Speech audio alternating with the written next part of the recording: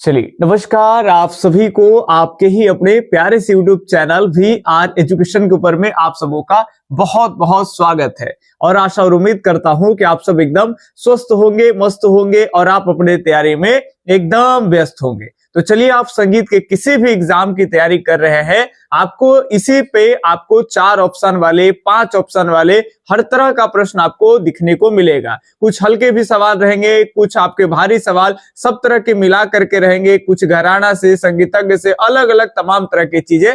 मतलब आप कहीं भी थ्योरी पढ़ रहे, किताबों के माध्यम से या पेड बैच से जुड़ करके कहीं भी आप प्रैक्टिस सेट लगा रहे हैं, सबका यहाँ पे आपको प्रैक्टिस जो है वो होने वाला है। तो फटाफट से कुछ क्वेश्चन को हम लोग देखते हैं। है तो एकदम गिना चुना क्वेश्चन सेलेक्ट करके लेके आते हैं। चलिए आज का पहला सवाल की तरफ बढ़ते हैं। सवाल है कि पाश्चात्य संगीत में जब 2 स्वरों को 3 स्वरों के समय में गाया अथवा बजाया जाता है तो उसे क्या कहते हैं? मतलब उसे कौन सी लयकारी कहते हैं? समय याद रखना है 3 स्वरों का होगा और उसमें गा रहे कितना स्वर? तो 2। यही तो कर रहा है ना, एक बार देख लेते हैं। 2 स्वरों को 3 स्वरों के समय में जब गाया बजाया जाता है तो क्या कहते हैं? क्या ट्रिपलेट कहते हैं, सेप्टोलेट कहते हैं, डुप्लेट कहते हैं, या आपका सेक्सटोलेट कहते हैं? फटाफट से आप सुनेंगे।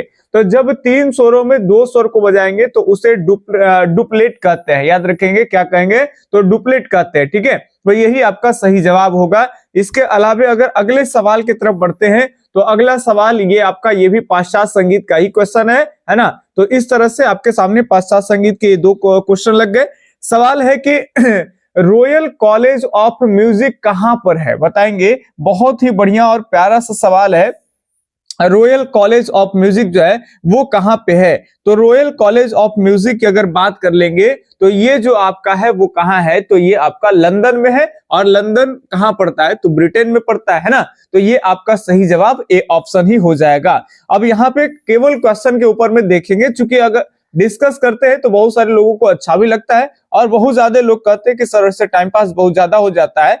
तो यहाँ YouTube है जहाँ पे बच्चों को भी समय की किल्लतें होते हैं और एप्लीकेशन पे बच्चे सीरियस पढ़ते हैं, क्योंकि वहां वो पेमेंट करते हैं, तमाम तरह की जो भी कुछ हो। लेकिन आप लोग घबराइए नहीं, कम समय में आपको अच्छा खासा क्वेश्चन का प्रैक्टिस करेंगे। जिनको उसमें विस्तार से चीजें जानना है, समझना है, कॉन्सेप्ट बनाना है या फिर ट्रिकली याद करना है, तो वो सब आपका बैच का सुविधा है। तो दोनों जगह अपने हिसाब से चलेगा। वहां डीपली चीजें चलेंगे और यहाँ जो आपका क्वेश्चन है उसके हिसाब पे ही रहेंगे। तो निम्न में से बताएंगे कव्वाल बच्चों की गायकी के लिए बच्चों की गायकी के आविष्कारक जो है वो कौन है? जो कव्वाल बच्चों की गायकी है उसका आविष्कारक कौन है? तो सही जो जवाब होगा, पहले आप सोच लेंगे, क्या नथन पीरबक्स होगा, कि गुलाम रसूल होंगे, शक्कर खा होंगे, या फिर हद्दू खा हो जाएंगे? तो इसमें जो आपका सही जवाब है वो आपका हो जाएगा रसूल गुलाम रसूल खा। ठीक है, तो ये हो जाएंगे आपके बी ऑप्शन जो है सही हो जाएगा। क्या होगा? तो गुलाम रसूल हो जाएगा। अगले सवाल की तरफ अगर बढ़ते हैं तो अगला सवाल ये रहा आपके सामने। सवाल संख्या 4, दोनों ग्रामों में कुल कितनी ताने प्राप्त होती है? तो दोनों ग्राम का मतलब षड्ज और मध्यम ग्राम से है। तो दोनों ग्राम में आप जानते हैं कि कुल 84 ताने जो है वो प्राप्त होती है। बाकी सब अलग अलग चलता है, षड्ज ग्राम की कुल ताने, मध्यम ग्राम की कुल ताने, ये सब कुछ आपको तान में विशेष रूप से पढ़ना है। फिलहाल क्वेश्चन के नजरिया के हिसाब से, कुछ समझ के मुताबिक सही जो जवाब है वो आपका सी ऑप्शन हो जाएगा। एक बार और कहना चाहते हैं कि कोई भी अगर संगीत में नए हैं उनके लिए भी बोल रहे हैं, क्योंकि हमारे यहाँ ज्यादातर जो लोग कहीं दूसरे जगह पढ़ लिए हैं, स्टेट का, बीपीएससी का, उसके बाद हमारे यहाँ आए हैं, तो वो लोग 2 बैच लेने के बाद अलग अलग अच्छे अच्छे टीचर से और हमारे यहाँ जो क्लास कर रहे हैं काफी बेस्ट मान रहे हैं। मतलब लग रहा था उनको कि उधर 2000-2500 न ठगा करके सर यहाँ पढ़ते तो चीजें एक ही बार में क्लियर हो जाता, बार बार बैच की आवश्यकता नहीं पड़ता। अगर कोई फर्स्ट टाइम ले रहे हैं तो उनके लिए और बढ़िया है कि 2-2 हजार रुपये आपको 4000 नहीं ठगा करके हमारे यहाँ 500 में आप तैयारी कर लेंगे। उसके बाद भी लगेगा कि शायद कुछ लोग बड़ा कर रहे होंगे, तो आप फर्स्ट टाइम अगर 2000 या 3000 का बैच लेते हैं, 1500 का, तो आपको एक बार लग जाएगा कि नहीं, जो हम पहले कर लिए हैं उससे ज्यादा कुछ मिलने वाला नहीं है। तो फिर आप कम बहुत ज्यादा दिमाग लगा कि इधर उधर करिएगा, तो बस एक बार और ठगाइएगा। बाकी 2 बार ठगाने के बाद हमारे यहाँ आए हैं जो सेटिस्फाइड है, तो निश्चित रूप से जो नए बच्चे होंगे एकदम सेटिस्फाइड होंगे। हमारे यहाँ चाहते हैं कि चीजों को डिटेल से पढ़ें, तो अपने यहाँ 2 गो है। एक तो संगीत का डीपली कहिए, ट्रिकली कहिए, सब रहेगा इसमें। एक तो ज्यादा आपको विस्तार से पढ़ाएंगे, हाँ, लेकिन सबका लेवल इतना ज्यादा नहीं कि स्टेट और बीपीएससी चल रहे हैं और लेवल आपको यूजीसी नेट पूरा धाए धाए करवा रहे थ्योरी और क्वेश्चन कि सब ऊपर ऊपर भेजा से पार हो जा रहा है। क्योंकि संगीत के विद्यार्थी में क्या दिक्कत है कि बहुत लोगों की पढ़ाई जो है वो बहुत वर्षों से छूट चुकी होगी, तो सभी चीजों को ध्यान में रखते हुए केवल उतने ही स्तर का प्रश्न आपको से कराया जाएगा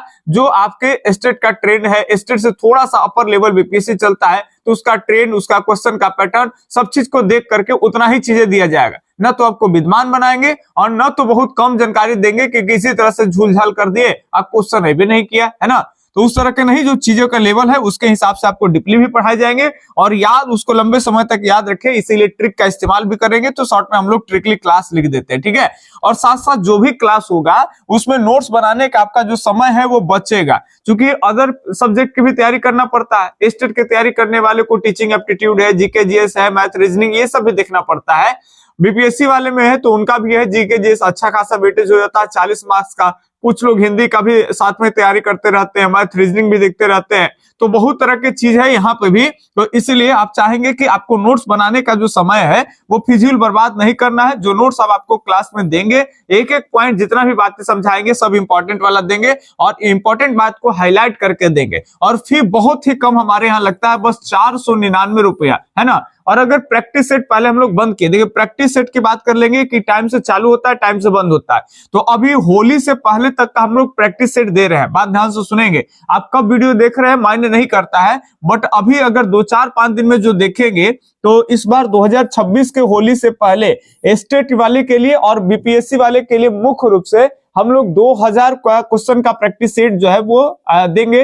अराउंड 2000 क्वेश्चन रहेंगे और ये सब जो है वो बेसिक लेवल से नहीं रहेगा, एकदम स्टैंडर्ड लेवल रहेगा। तो 5 ऑप्शन वाले और अपना स्टैंडर्ड जो है वो मेंटेन करेगा आपको पहले क्वेश्चन सही है ना। तो इस तरह से तकरीबन 2000 क्वेश्चन जो है वो आपको दिया जाएगा और ये 2000 क्वेश्चन का फी बहुत ज्यादा नहीं, केवल और केवल जो है वो आपका 299 रुपया होगा। क्योंकि इससे पहले 199 रुपया में हम लोग कितना देते थे, तो 1000 क्वेश्चन, और बस 99 रुपया ही बढ़ा है। आपका क्वेश्चन जो है वो संख्या में भी डबल हो गई है और क्वेश्चन का लेवल बढ़ा है और 5 ऑप्शन वाले आपको क्वेश्चन भी मिलेंगे, है ना। तो ये बेसिक जानकारी हो गया। तो आप इस तरह से हम लोग नहीं देते थे, लेकिन अभी जो है आप चाहे तो 299 दे करके होली से पहले तक आप प्रैक्टिस सेट ले सकते हैं। इसी नंबर पे कॉल करना है, इसी नंबर पे व्हाट्सएप पे आपको पेमेंट का स्क्रीनशॉट भेजना है, इसी नंबर पे, और हमसे ही डायरेक्ट आपको बात होगा।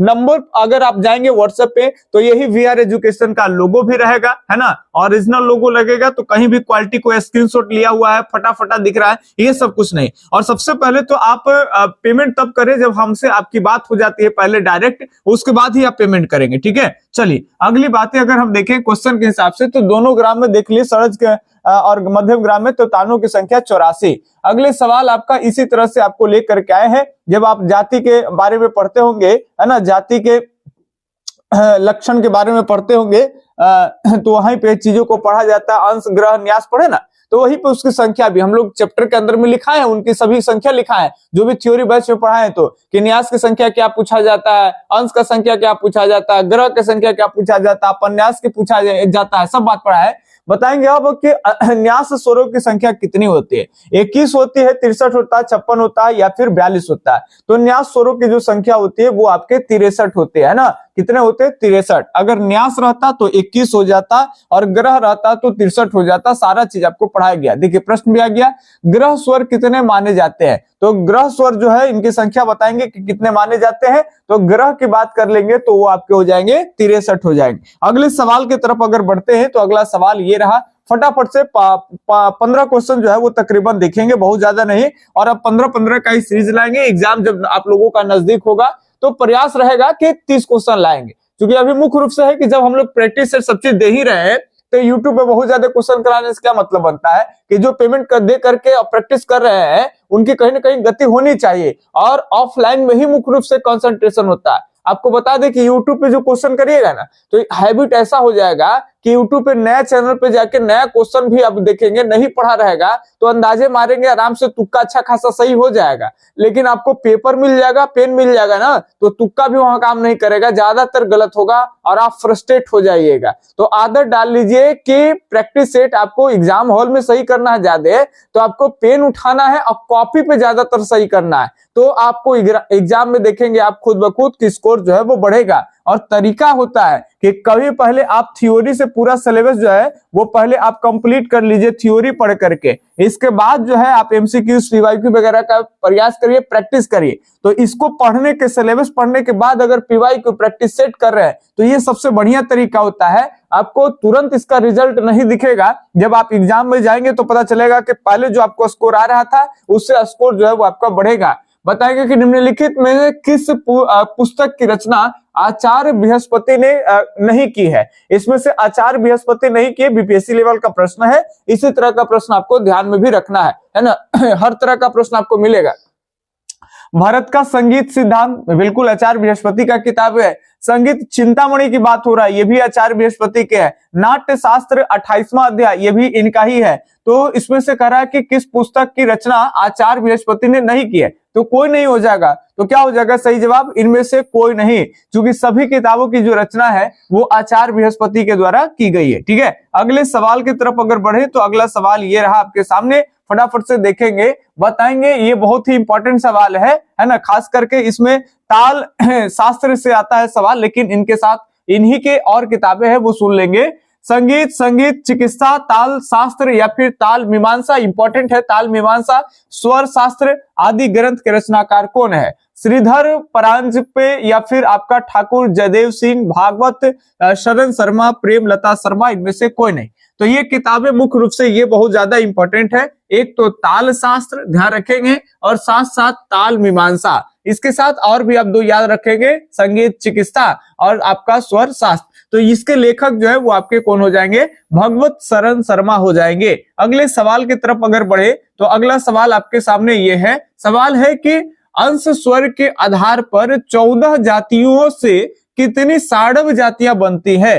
अंश स्वर के आधार पे इसमें आपसे पूछा जा रहा है कि 14 जातियों से कितनी जो है वो साड़व जातियां बनेगी। तो साड़व की जातियां जो है वो आपका 47 हो जाएगी। तो ये 47 यानी बी ऑप्शन सही है। नेक्स्ट क्वेश्चन की अगर बात करते हैं तो ये रहा आपके सामने अगला सवाल। सवाल है कि नत्थन पीर बख्श किस घराने से संबंधित है? आप नत्थन पीर बख्श के बारे में पढ़े होंगे, है ना। घराना पढ़ेंगे तो ये सब एकदम इजी है, कोई भारी नहीं है। ये पहले दौलत राव सिंधिया के दरबार में रहते थे। इन्हीं के द्वारा जो है वो आपका एक घराना की शुरुआत की गई, बहुत प्राचीन घराना है जिसे ग्वालियर घराना कहते हैं। तराने के लिए प्रसिद्ध घराना, ख्याल की पुरानी घरानाओं में से एक है जिसे कहते हैं ग्वालियर घराना, और इसके फाउंडर है, संस्थापक है, जिसका नाम नत्थन पीर बख्श है। तो कहेंगे नत्थन पीर बख्श किस घराने से संबंधित है? तो सही जवाब क्या हो जाएगा? तो सही जवाब हो जाएगा आपका कि ग्वालियर घराने से संबंधित है ना। और ये पहले किसके दरबार में रहते थे? तो याद रखना है आपको कि दौलत राव सिंधिया के दरबार में रहते थे। वो 19वीं शताब्दी के वो शासक हुआ करते थे। मध्य भारत यानी जो मध्य प्रदेश का इलाका है वहां ग्वालियर, तो ग्वालियर में ही उनकी राजपाट चलती थी, उन्हीं के ये दरबार में रहा करते थे, है ना। बाद में इनके द्वारा कहीं ना कहीं घराने की शुरुआत की गई। प्रश्न है कि अभिलाषा चिंतामणि के लेखक का नाम बताइए। फटाफट से यहाँ केवल प्रश्नों को देखेंगे, अब ज्यादा कुछ भी ज्यादा एक्स्ट्रा डिस्कस नहीं, कम समय में। आज तो इतना समय लग रहा है, अगले दिन से और समय नहीं लगेगा, फटाफट से देखेंगे। तो ये सही जवाब हो जाएगा सोमेश्वर। ठीक है, तो ये सोमेश्वर की किताबें हैं। अभिलाषा चिंतामणि याद कर लेंगे, अभिलाषा चिंतामणि के लेखक हो जाएंगे सोमेश्वर। अगले सवाल, सब डोमिनेंट कोड किन स्वरों से बनता है? कौन से स्वरों से सब डोमिनेंट कोड बनता है? इसमें बहुत तरह के आपको कोड याद रखने पड़ेंगे कि आपका टॉनिक कोड है, सब डोमिनेंट है, इसके अलावा डोमिनेंट है ना। तो इनके स्वर आपको याद रखना पड़ेगा। फिलहाल सब डोमिनेंट है तो इसमें म, ध और सा, म, ध और स से जो है वो आपका सब डोमिनेंट कोड बनता है ना। इसके अलावा अगर बात कर लेंगे तो सा, गा, पा है, तो ये आपका टॉनिक आपको बताएंगे सब कि फिर आपका सब डोमिनेंट है तो डोमिनेंट में क्या होगा, ये सब आप कितना भी दिन हो जाएगा तो आपको जो तरीका बता रहे हैं ना बैच में, उसी तरीका से आप लंबे समय तक याद रखेंगे। क्योंकि चीजें भूलने वाली चीज है ही ऐसी चीज नहीं कि नहीं भूल पाएंगे, लेकिन याद कैसे करेंगे? तो वही तरीका से जैसे हम आपको बता रहे हैं, ट्रिक के माध्यम से, है ना। कंफ्यूजन भी हो जाएगा तब भी सही कर लेंगे, और अगर गलती से ऑप्शन मिल जाएगा तब तो और आपका श्योर हो जाएगा, है ना। चलिए, तो बिना पर पर्दे सबसे पहले किसने बांध? बेसिक बात है, ये आपका हिस्ट्री जैसा प्रश्न है। आप ग्रंथों का इतिहास पढ़ेंगे तो आप मालूम होगा आपको 6ठी शताब्दी से पहले। ऐसे तो बृहददेशी कहा जाता है कि ये 7वीं शताब्दी की किताब है बृहददेशी, जिसके लेखक मतंग है। लेकिन एक ऐसा माना जाता है कि 6ठी शताब्दी से पहले भारत के जितने भी जो तंत्री वाद्य थे, तो प्राचीन काल के सभी तंत्री वाद्य को वीणा ही कहते थे, है ना। चाहे कुछ भी हो, लेकिन प्राचीन कालीन तंत्री वाद्यों को वीणा कहते थे, और उस पे पर्दे जो थे वो नहीं होते थे, केवल तारों का इस्तेमाल जो है वो होता था। ठीक है, तो पर्दे का इस्तेमाल नहीं होता था, लेकिन 6ठी शताब्दी के बाद जैसे कि पर्दे का इस्तेमाल शुरू हुआ। खास करके मतंग जो है वो किन्नरी बीना का निर्माण कराया था। तो जो किन्नरी बीना है, ये किन्नरी बीना जो है, इस पे पर्दे थे। इसमें पर्दे की संख्या भी पूछ, चलिए ज्यादा हो जा रहा है, डीप हो जा रहा है, 14 18, ये याद रखेंगे। फिलहाल सही जवाब की अगर बात कर लेंगे तो मतंग जो है, यही पर्दे जो है वो बांधे थे सबसे पहले। तो यही आपका सवाल का सही जो है उत्तर हो जाएगा। नेक्स्ट क्वेश्चन की तरफ बढ़ते हैं। तो अगला सवाल आपके सामने, सरस्वती कंठाभरण, एकदम याद रखना है, सरस्वती कंठाभरण नामक पुस्तक के लेखक कौन थे? तो इसके लेखक आपके राजा भोज हो जाएंगे। सरस्वती जो है कंठाभरण नामक पुस्तक के लेखक राजा भोज हो जाएंगे। एक और लास्ट प्रश्न है, तो फटाफट से आपको देख लेना है। प्रश्न संख्या ये है भाई कि अदा के लिए संस्कृत ग्रंथों में क्या शब्द मिलता है? लास्ट प्रश्न है, फटाफट से देखेंगे। 5 ऑप्शन आपके सामने है ना। तो अदा के लिए संस्कृत ग्रंथों में क्या शब्द मिलता है? अदा मिलता है, ताम्र मिलता है, हेला मिलता है, उपयुक्त में से कोई नहीं है, इनमें से कोई नहीं। फटाफट से बताएंगे। ये अंतिम सवाल है। एक बात और करना चाहेंगे कि अगर आपके कोई भाई बहन हो, कभी 9, 10, 11, 12 या ग्रेजुएशन में है, तो उनके लिए एक अलग लेवल का प्रश्न हम लोग लेकर के आ रहे हैं। उसको बहुत है तो स्टेट वाले बच्चे देख सकते हैं, बीपीएससी के काम की चीजें नहीं है ना। क्योंकि आप इन सब से कर करके आप क्वालिफाई हो गए, तो ये बेसिक बात आपको लगेगा। अब तो आपको अच्छे खासे प्रश्न भी करना पड़ेगा। लेकिन जो बीपीएससी से नीचे के स्तर के जितने हैं, तो 10th और 12th बोर्ड ग्रेजुएशन के बच्चे के अलावे बहुत है तो स्टेट वाले देख सकते हैं, लेकिन ग्रेजुएशन का एक दायरा है वहां तक।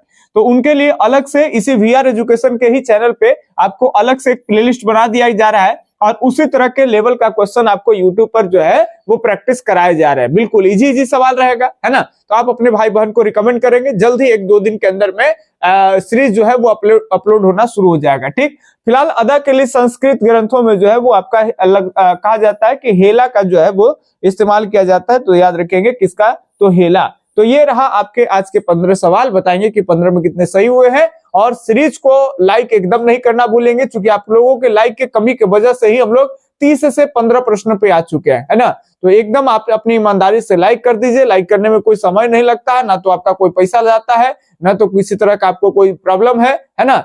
बस हमें भी नहीं कोई पैसा मिलता है, हमें भी कोई फायदा नहीं है उससे, लेकिन एक मधुर संबंध रहता है, हमारी जो इच्छा है संतुष्ट होती है। अब क्या ही कहे आपको। बाकी आप लोग अपनी तैयारी करते रहिए, एकदम मस्त रहिए, स्वस्थ रहिए, मुस्कुराते रहिए। तब तक के लिए धन्यवाद। जय हिंद, अल्लाह हाफिज। आपका दिन शुभ हो। राधे राधे।